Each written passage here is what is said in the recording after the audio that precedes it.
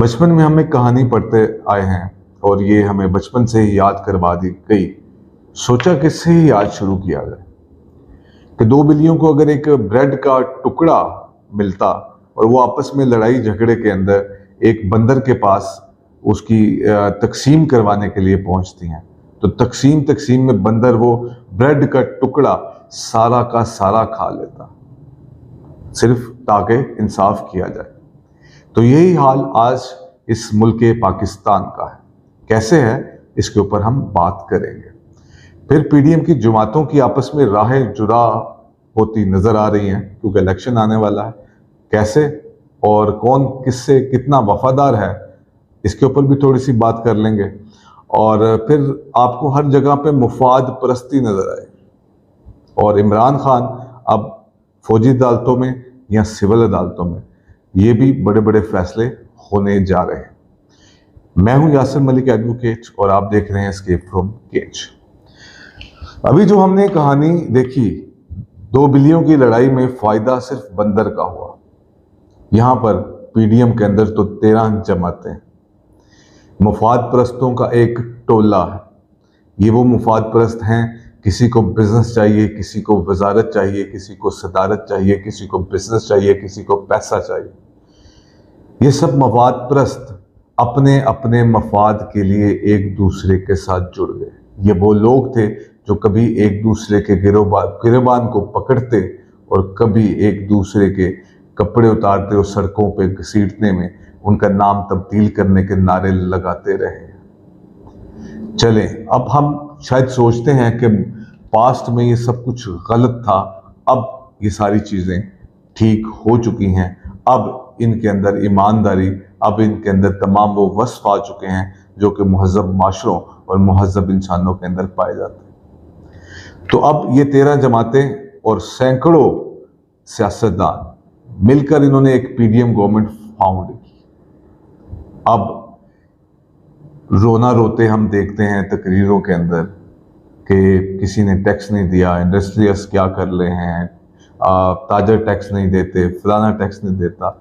और ये जो हम माफियाज की बात करते हैं, ये सारे तो असम्बलीज के अंदर आकर बैठ गए। इनको इक़्तिदार का इतना शौक था कि इन 13 जमातों ने एक गैर फितरी इत्तेहाद कायम कर लिया, जिसकी बुनियाद पर इमरान खान की बढ़ती मकबूलियत आज एक अजीब मुकाम पर पहुंच चुकी, ऐसे मुकाम पर कि उसको माइनस करते करते ये सब माइनस हो चुके। अब इनके दरमियान, क्योंकि अब जो हुकूमत का दौर है वो थोड़ा रह गया, अभी भी लूट खसूट और माल, ये तेरा ये वो मेरा, ये सारा सिलसिला कार शामिल हाल।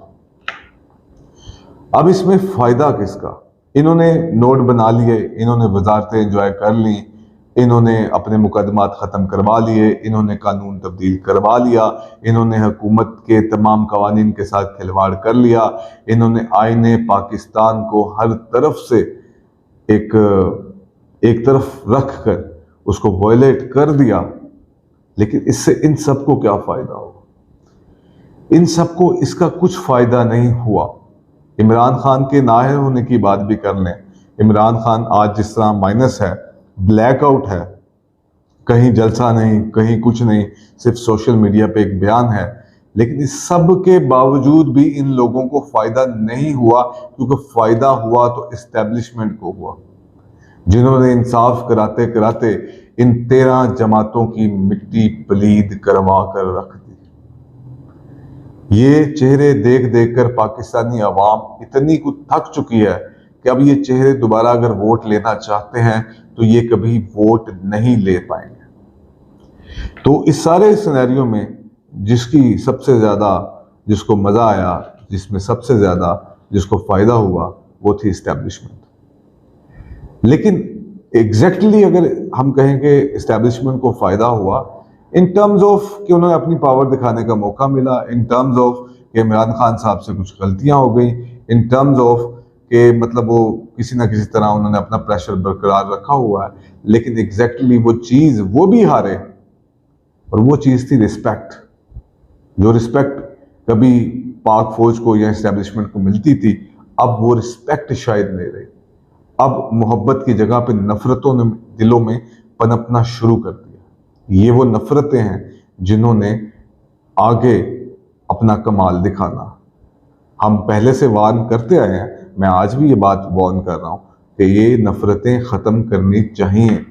अगर ये नफरतें ख़त्म ना की गई तो एक बहुत बड़ा सैलाब इन नफरतों का बहाने के लिए आता जाएगा।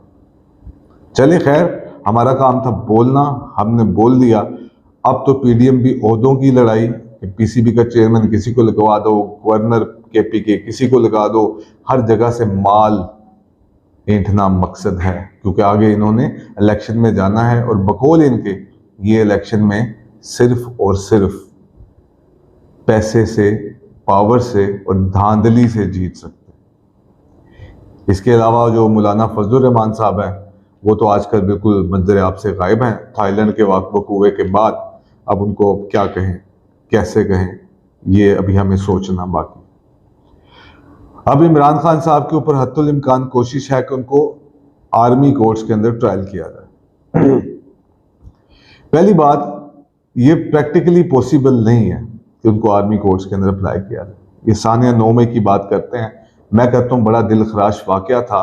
पाकिस्तानी इदारों और वो एक सिंबल थे, उनके अंदर ये काम नहीं होना चाहिए था। लेकिन मैं इसके बारे में ये भी कहता हूँ कि इसकी एक इंडिपेंडेंट इंक्वायरी करवाई जानी चाहिए थी। इतने सारे लोग मिलके एक लॉन्ग मार्च नहीं निकाल सके, इतने सारे लोग मिलके इमरान खान के घर से हाई कोर्ट तक एक रैली नहीं निकाल सके। अगर गवर्नमेंट ऑफ पाकिस्तान चाहे तो, रियासत चाहे तो, लेकिन अब सब कुछ हो चुका है।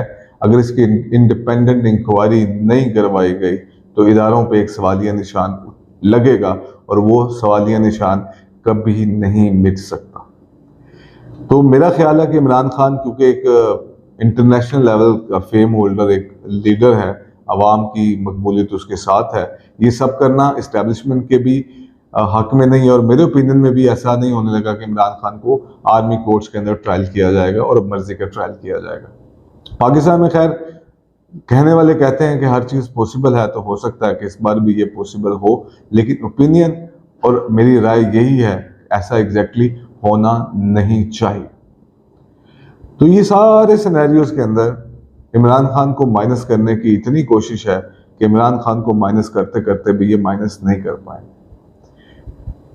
इमरान खान ने क्योंकि आज नहीं तो कल इस दुनिया में नहीं रहना, इन सब में भी नहीं रहना, इनकी सारी लोड जो है सारी ख़त्म होने वाली है, ख़त्म हो भी सकती है।